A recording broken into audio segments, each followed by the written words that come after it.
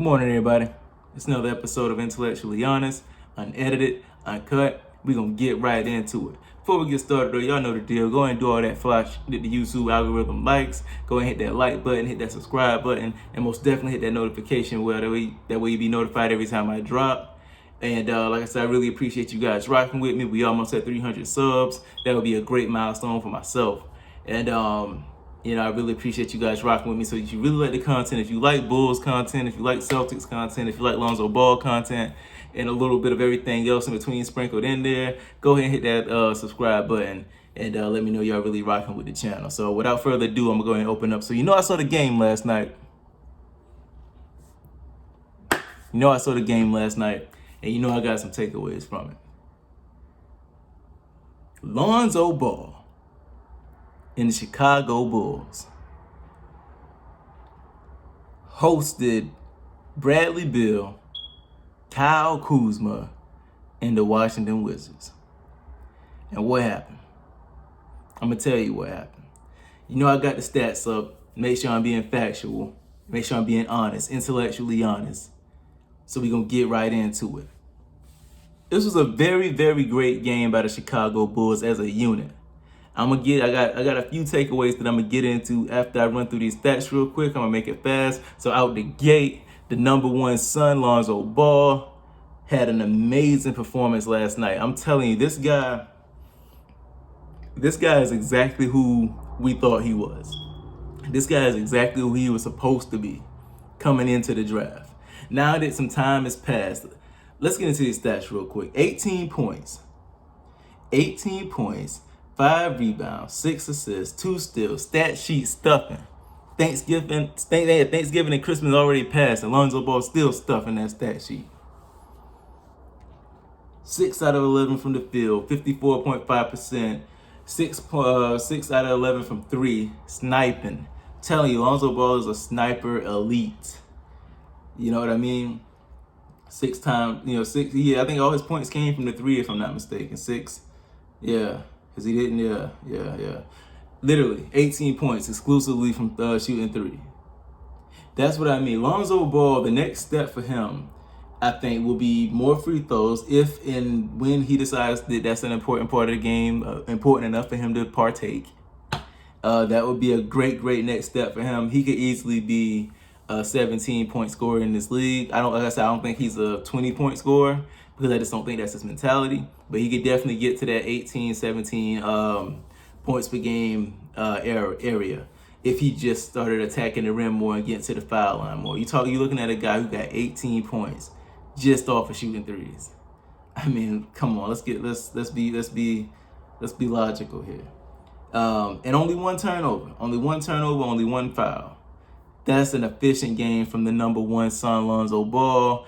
I don't really hear a lot from the haters, but I'm pretty sure Lonzo still has haters waiting for him to fall off or come back down to reality or whatever.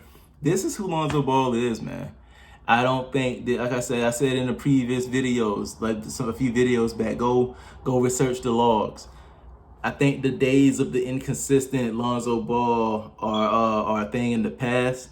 And I think that what we see now is he's only going to build upon this. He's only going to get better. He's only going to grow from this point he's at now. Like, the best of Lonzo Ball is yet to come. Trust and believe. Like, this kid he's a star. I see him being a multi-time All-Star, multi-time All-Defensive First Team, and really an NBA champion by the time his career is said and done. And you'd be hard-pressed to call that a bust, to be honest with you. So, great game by the number one son, Lonzo Ball. Nothing else I really can say. I got a few takeaways regarding him, but we'll get to that later. Nicola Vucevic, I got to give my props to Nicola Vucevic. I got to take my hat off to him because I'm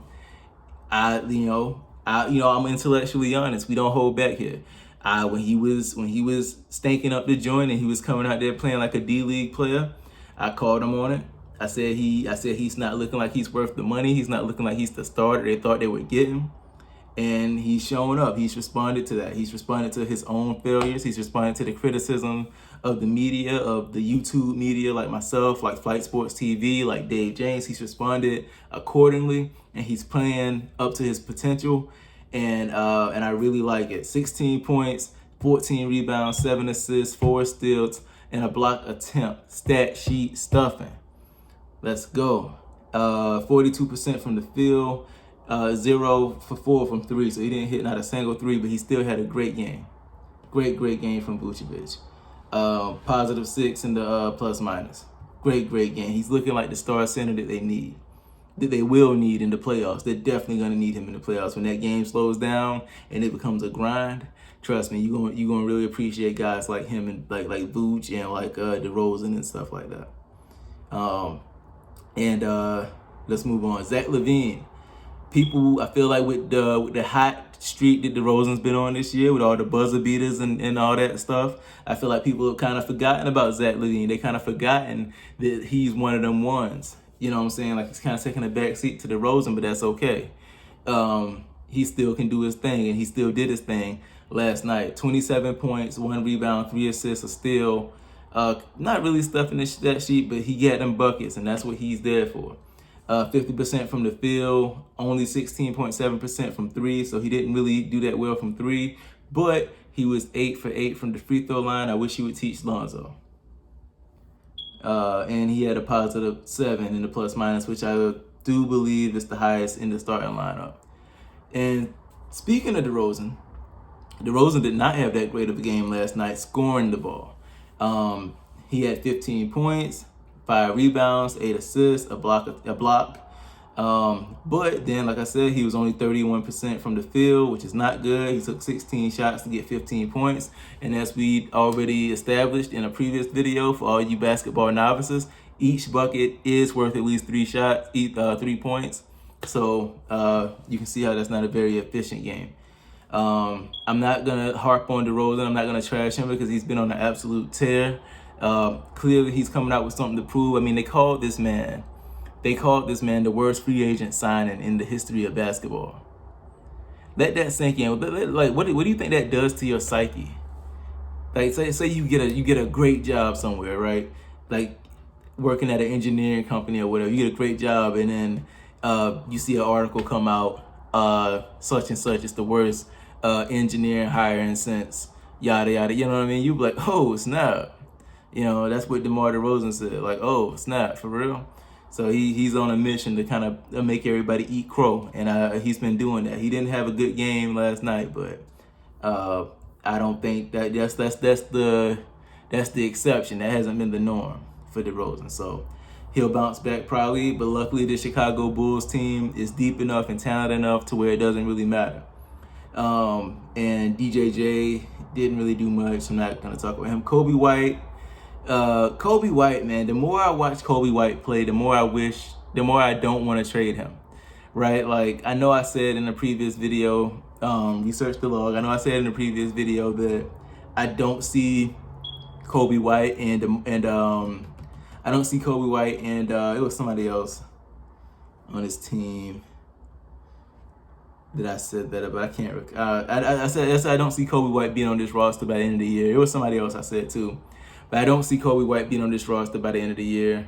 The Bulls just have too many other needs. They're stacked at the point guard spot, and Kobe White just seemed to be the weak link in that point guard log jam.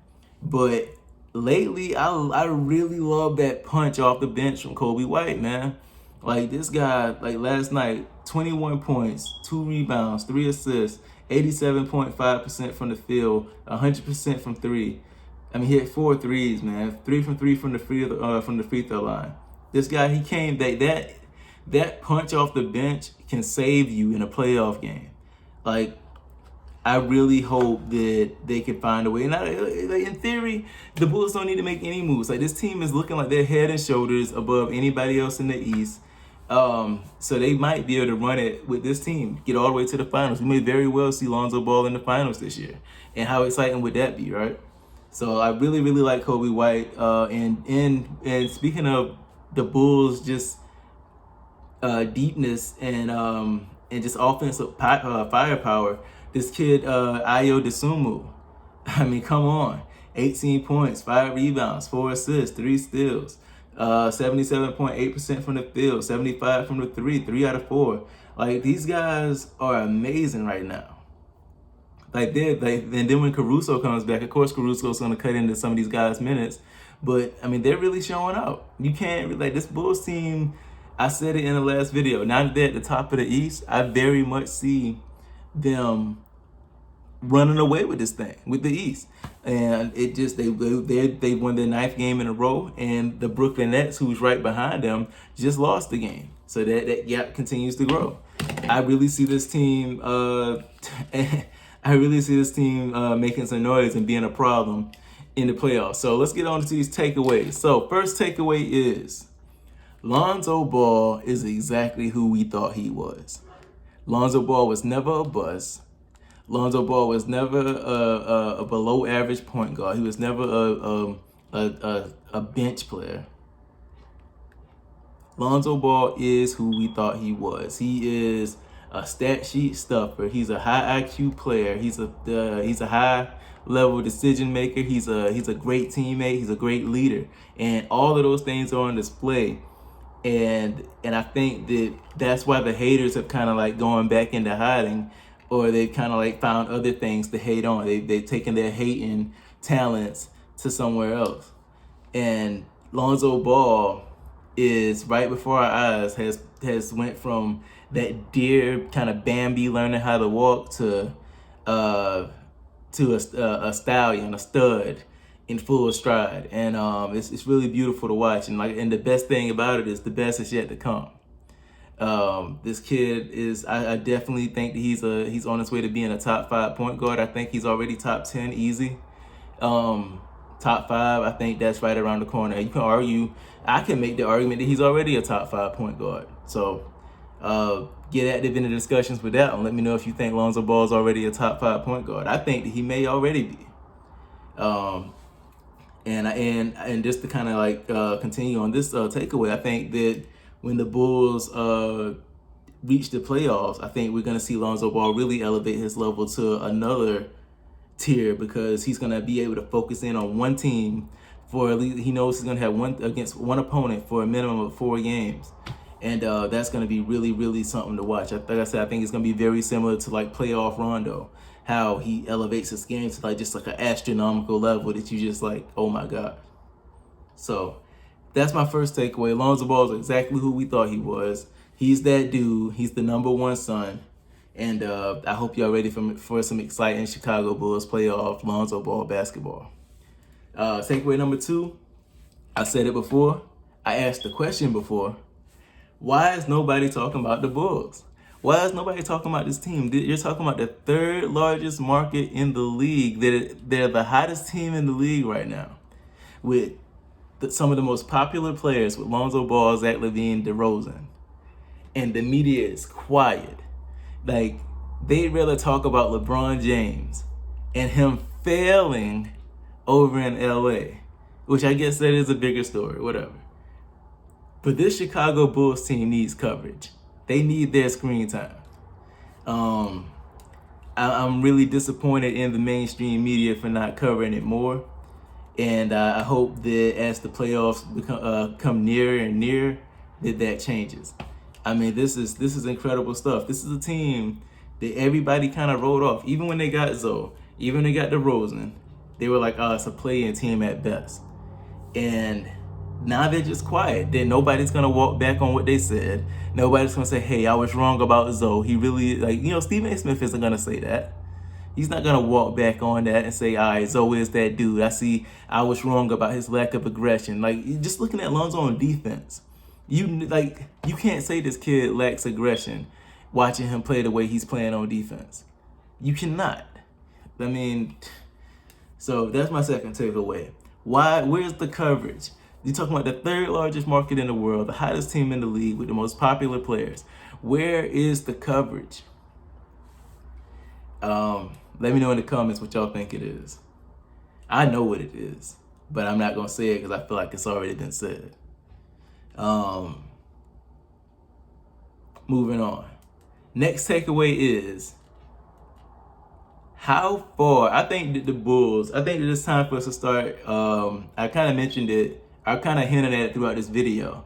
I think it's time for us to start talking about the Bulls as a true championship contender. not just the playoff team. Like, I think that they've shown us that they have nobody like you know how like in the jungle you have a food chain, a hierarchy, right? Like the lion is at the top of the food chain, right? But the lion doesn't fear anything in the jungle. That's not to say that other animals can't kill a lion on a good day, right? But the lion itself has nothing to fear in the jungle. The bulls are the lion, you know. They have nothing that they could probably get knocked off by the Nets. They could probably get knocked off by the Bucks, or whatever if they sleep. But all things being equal and considering all the factors, the Bulls have no reason to fear the Nets or the Bucks. They can run those guys off the floor easy. They can shoot them guys out the gym easy. They can lock them guys down easy. The Bulls have no reason to fear the Bucks or the Nets in the East. The Bulls are the lion in the East right now. And I think we need to start talking about them like that. So let me know in the comments what y'all think about it. Another great game by the Bulls. Another great win by Zoe. Yeah, it's exciting stuff, man. Like, we could really think about that. Let that sink in. All the Lonzo Ball fans out there, let that sink in. We could literally see Lonzo Ball possibly in the NFL, possibly in the NBA Finals this season. How incredible would that be? The number one son, the kid that we saw grow up, dominate Chino Hills, dominate UCLA, dominate Summer League, and have his confidence and ability questioned and crushed under the pressure of Magic Johnson, under the incompetency of Luke Walton as a coach, under the poverty franchise mess that's the Pelicans, to now rise from the ashes like the Phoenix, and he's soaring. You know, this is perfect for Lonzo Ball. To go back to the finals, to make a playoff run with one of the most storied franchises in the world is so fitting for one of the most storied or followed players of our time. The book is still being written on Lonzo Ball. Trust me. So that's about it. It's another episode of Intellectually Honest in the Books. I really appreciate you guys checking this content out and rocking with me. Go ahead and hit that like button, hit that subscribe button, and that notification bell. That way you'll be notified every time I drop. If you like Bulls content, if you like Celtics content, and everything in between, go ahead and get down with the team. So I'll catch y'all on the next episode. All right.